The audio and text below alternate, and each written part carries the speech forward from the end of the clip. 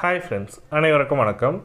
தமிழக அரசாங்கம் வழங்கும் கலைஞர் மகளிர் உரிமை தொகை திட்டத்தில் புதிய விண்ணப்பம் எப்பொழுது தொடங்கும்? அதுக்கப்புறம் பார்த்தீங்கன்னாக்கா மேல்முறையீடு செய்தவர்கள் பரிசீலனை செய்தவர்களுக்கு புதிய அதாவது இந்த மாதத்துக்கான டிசம்பர் மாதத்துக்கான செலக்ட் ஆனவங்களுக்கு எப்பொழுது பணம் வர வைக்கப்படும்? அதுக்கப்புறம் பார்த்தீங்கன்னாக்கா புதிய அப்ளிகேஷனுக்கு என்னென்ன ஆவணங்கள் தேவை, என்ன தகுதி என்றது தமிழக அரசாங்கம் புதிய தகவல் கொடுத்துருக்காரு. அதுவும் தங்கம் தென்னரசு ஐயா அவர்கள் பார்த்திங்கனாக்கா அமைச்சர் இந்த தகவலை கொடுத்துருக்காங்க. நேற்று தான் இந்த சுற்றறிக்கையை கொடுத்துருக்காங்க. ஃபுல் டீட்டெயில்டாக பார்க்க போகிறோம். இந்த வீடியோ ஸ்கிப் பண்ணாமல் பாருங்கள். இந்த வீடியோ பற்றி தான் இதை பற்றி எக்ஸ்பிளைன் பண்ண போகிறோம். இந்த வீடியோ பிடிச்சிருந்தால் லைக் பண்ணுங்கள், கூடிய சப்ஸ்கிரைப் பண்ணுங்கள். வாங்க வீடியோக்குள்ளே போகலாம். சார், கலைஞர் மகளிர் உரிமை தொகையில் நான் மேல்முறையீடு செய்து 4 மாதங்களாக வெயிட் பண்ணின்னு இருக்கேன் சார். இது வரைக்கும் எந்த ஒரு தகவலும் இல்லை சார் அப்படி சொல்கிறவங்களுக்கு ஒரு புதிய தகவல் என்னென்னா, உங்கள் வருவாய் கோட்டாட்சியர் அலுவலகத்துக்கு சென்று நீங்கள் போய்ட்டு உங்களோட அப்ளிகேஷன் ஸ்டேட்டஸ் என்ன தெரிஞ்சுங்க. நிராகரிக்கப்பட்டிருந்தாலும் மேல்முறையீடு செய்வதற்கான ஆப்ஷன் வருமானு சொல்லிட்டு கேளுங்க. அவங்க பார்த்திங்கனாக்கா தமிழக அரசாங்கம் பார்த்திங்கனாக்கா நிராகரிக்கப்பட்டிருந்தால், தகுதி இருந்தும் நிராகரிக்கப்பட்டிருந்தால் நீங்கள் மேல்முறையீடு செய்வதற்கான ஆப்ஷன் வரப்போகுதுன்ற மாதிரி சொல்லி கொடுத்துருக்காங்க. உங்கள் என்ன காரணத்துக்காக நிராகரிக்கப்பட்டிருக்குன்னு சொல்லிட்டு பாருங்கள். அந்த காரணத்தை பூர்த்தி செய்யும் விதத்தில் நீங்கள் இருக்கணுன்ற மாதிரி சொல்லியிருக்காங்க. அப்படி இல்லைன்னா ஜனவரி மாதம் புதிய அப்ளிகேஷன் ஸ்டார்ட் ஆக போகுது சொல்லியிருக்காங்க. சரி சார், நான் டிசம்பர் மாதம் செலக்ட் ஆகிட்டேன் சார், எனக்கு ₹1 அக்கௌண்ட்டில் வர வச்சுருக்காங்க சார், என்னோட நீங்கள் கலைஞர் மகளிர் உரிமை தொகை திட்டத்தில் பயனாளியாக தேர்வு செய்யப்பட்டுள்ளீர்கள் சொல்லிட்டு எனக்கு மெசேஜ் வந்துருக்கு சார்ன்றவங்களுக்கு இன்னும் பணம் வரல சார். எப்போ சார் வரும்னாக்கா டிசம்பர் 23 தமிழக முதலமைச்சர் 3ஆம் கட்டமாக இந்த பணத்தை வழங்குவதற்காக ஒரு ஏற்பாடு பண்ணியிருக்காங்க. டிசம்பர் 23 அனைத்து அதாவது செலக்ட் ஆன அனைத்து மகளிருக்கும் தகுதியானவர்களுக்கும் கிடைக்கும்ன்ற மாதிரி சொல்லி கொடுத்துருக்காங்க. இன்னும் பரிசீலனையே உள்ளது சார், மேல்முறையீடு செய்யப்பட்டு அப்படியே கிடக்குது சார், எந்த ஒரு அதிகாரியும் வரல, ஃபோனும் வரல, எதுவுமே வரல சார். நான் என்ன பண்ணலான்னா, நீங்கள் முதல்ல போயிட்டு வருவாய் கோட்டாட்சியர் அலுவலகத்துக்கு செல்லணும் அப்படி சொல்லியிருக்கேன். அதுக்கு அடுத்து பார்த்தீங்கன்னாக்கா என்னோடய அப்ளிகேஷன் நிராகரிக்கப்பட்டது சார், நான் புதுசாக எப்படி சார் அப்ளை பண்ணலான்னா அதற்கு அமைச்சர் தகவல் கொடுத்துருக்காரு. அமைச்சர் பார்த்திங்கனாக்கா தங்கம் தென்னரசு பார்த்திங்கனாக்கா மகளிர் உரிமை தொகை திட்டத்தில் ஜனவரியில் புதிய விண்ணப்பம் பெறப்படும். மகளிர் உரிமை தொகையில் புதிய விண்ணப்பங்கள் ஜனவரி முதல் பெறப்படும். இதுவரை விண்ணப்பிக்காதவர்களுக்கு ஜனவரி முதல் விண்ணப்பிக்கலாம் சொல்லி கொடுத்துருக்காங்க. இதுவரைக்கும் விண்ணப்பிக்காதவர்களுக்கு சொல்லியிருக்காங்க. அப்போ என்னோடய அப்ளிகேஷன் நிராகரிக்கப்பட்டிருக்கு சார், நான் அப்ளை பண்ண முடியுமானா அவர்களுக்கு மேல்முறை செய்வதற்கான ஆப்ஷன் கொடுப்பாங்கன்ற மாதிரி சொல்லி கொடுத்துருக்காங்க. திரும்பவும் இ-சேவை மையத்தில் போயிட்டு மேல்முறை செய்வதற்கான ஆப்ஷன் ஓப்பன் ஆகும். நீங்கள் அப்ளை பண்ணுற மாதிரி இருக்கும்.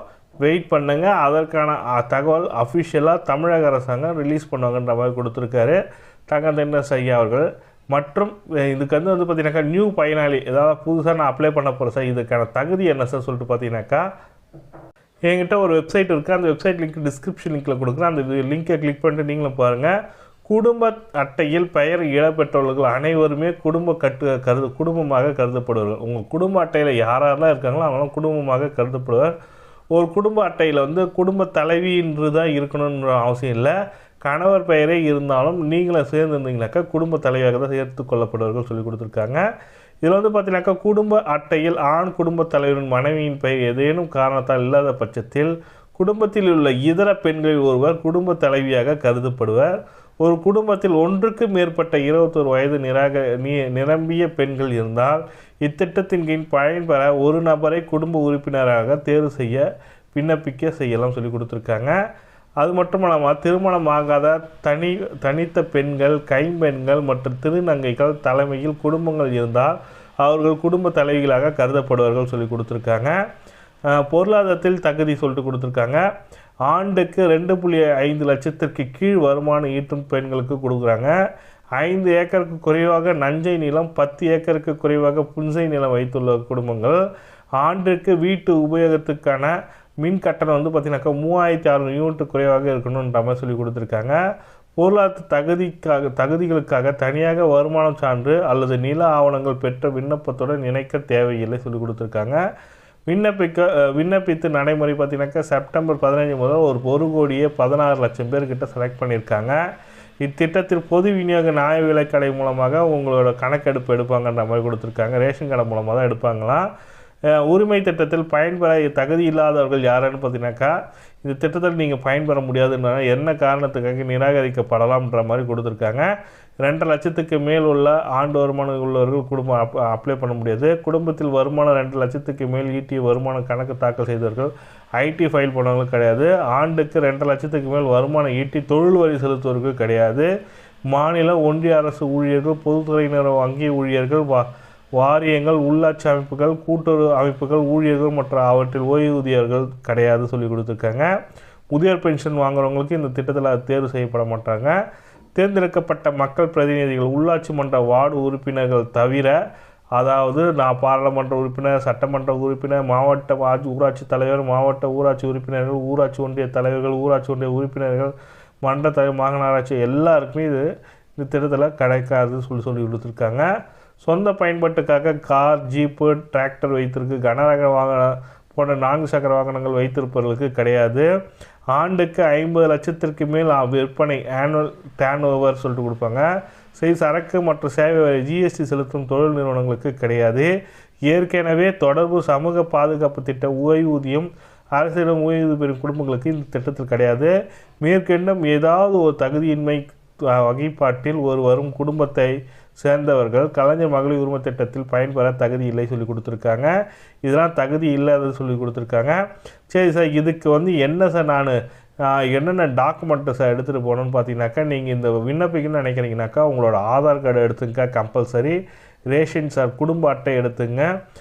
ஒவ்வொருத்தருக்கும் இப்போ பார்த்தீங்கன்னாக்கா யாருக்கு நீங்கள் அப்ளை பண்ணுறீங்கன்னா அவங்களோட ஆதார் கார்டு, குடும்ப ration card, Aadhaar card ration card 2 பேர். இப்போ உங்கள் ஃபேமிலி எத்தனை பேர் இருக்காங்களோ அவங்களுக்கு எடுத்துங்க. அது கூட பேங்க் பாஸ்புக் எடுத்துங்க.